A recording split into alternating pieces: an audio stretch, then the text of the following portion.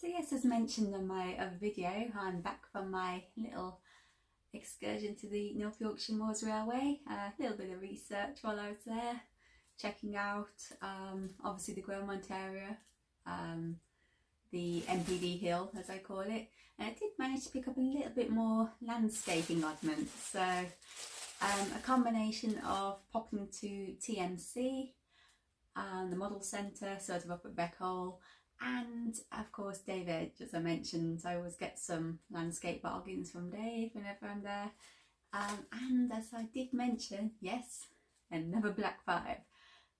Dave said to me, he always says, how long are you here for? And I said to him, yeah, we're going home the Monday. And he was going to visit one of the people he buys things from on the Monday. He was actually going to have a look for a 00 Duke of Gloucester as well. You know, I've got the old gauge one that I can't do anything with at the moment, but he was going to have a look for a 00, but he drew a blank there. But he did come back with a Black 5, so I did swing by his shop on the day I was coming home, just to see if he'd had any success, and he said sure enough, yes, I've got a Black 5. So 45156, I've got it sort of on the track here. It's gonna get modded, you know, as most of mine do, and looking at it, as soon as I saw it, I'm thinking to myself, this could be 44806, because the one I was originally going to use for that I've used for something else. So this definitely looks like it could be 44806. I did as well, when sort of I was in the shed shop, they've got like a viewing window, some of you may know, where you can see into one of the workshop areas. And 44806's tender was sat there painted ready in the BR Lake Crest. So I know exactly how it needs to look, you know, what sort of livery's gone on it. So yeah, that could be the next sort of remodding job, but I'll show you that shortly. Perhaps give it a little run. It looks to me like whoever had it before has already started trying to mod it, because it looks like it's had alterations to me already on it. So I think they perhaps got so far and gave up maybe, or changed their minds, I don't know.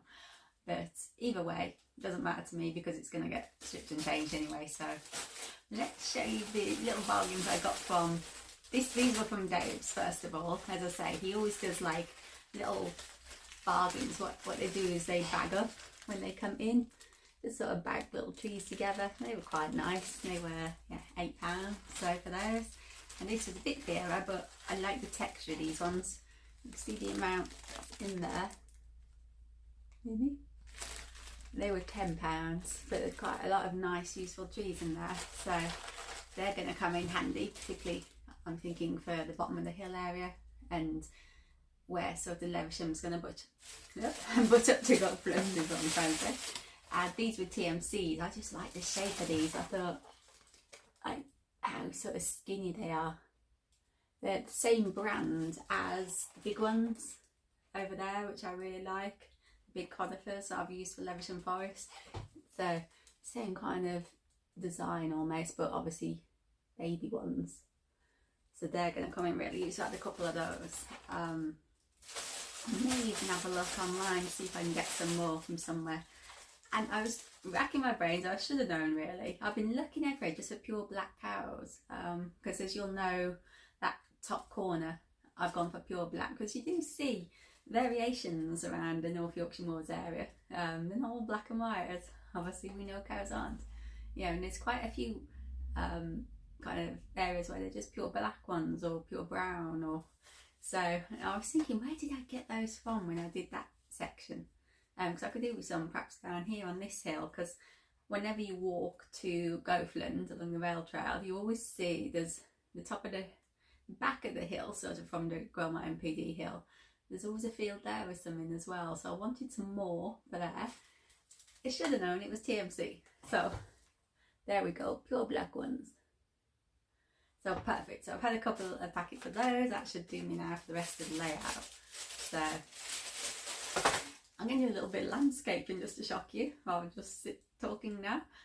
So yeah, I'm going to perhaps get some leaves through another 3 of the the big trees up at Leversham, see how that goes, whether I need any more of those. I've got 2 packs left with 3 in, so that's 6 trees in total obviously. So I'm going to put 1 more there and see if I need perhaps some more or not. So that's what I'm thinking. I've got some little deer as well, which I've been waiting to put amongst the trees, a bit of deadfall as well, as you always see branches or trees. I might even use one of those to tilt it sideways into one of the others, because you do see it. Yeah, so I'm thinking if I can try and recreate how that looks a little bit, then that will make it look a little bit more authentic to the lion. And yeah, I think someone did suggest that a little bit ago, perhaps some stray naughty little sheep, the wrong side of the fence. Because when we were away, there was 1 or 2, because obviously it's lambing season, there was 1 or 2 which had kind of got to where they shouldn't be. The one day, the driver actually spotted one near the line. He actually stopped the train, and the sort of head guard hopped off, shooed him back over the fence where he should be, and then on we carried. So that was quite a nice little touch that they did that. So yeah, I need some naughty little sheep for my trains to watch out for, I think. So let's talk in a little bit more action. So I'm going to get putting some trees into place, and then I'll show you the 5 as well. In fact, I might show you the 5 first, static, and if I get chance or time, I'll give it a little run and show you actually in action. But as I say, it's kind of irrelevant how it looks, because it is going to get changed eventually. So when I've got free time to drop it off for someone to do. So here we go. Let's get the glue pots out. So here's the 5 sat here. You'll see they actually, I just adjust the angle there. They actually fitted somebody into the cab as well a bit. So might have to change that for a little J loco maybe. But yeah, so there we go. So I'm not sure how good it shows up, but it has actually been altered. I can tell it had been when I looked at it, but I wasn't too worried. So it's nice smooth tender, which I always like to look for rather than riveted, because a lot of them are smooth over that. So that's going to be a nice easy one for changing, I think. So yeah, the latest 5 to the addition. So a little more landscaping going in. I thought a nice horse chestnut tree for down on the farm would be quite pleasant. And obviously there's the little working area, so I can work how much glue I want onto the area. And that's going to be the maximum I'm going to put in for those taller trees there. I'm going to put some dead fall in, which I've started to do, but I'm going to wait for the trees to dry.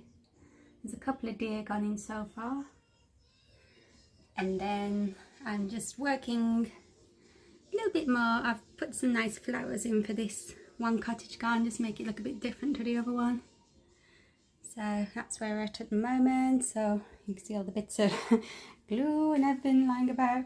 I'm just now looking at some of the bags of trees I picked up off Dave here.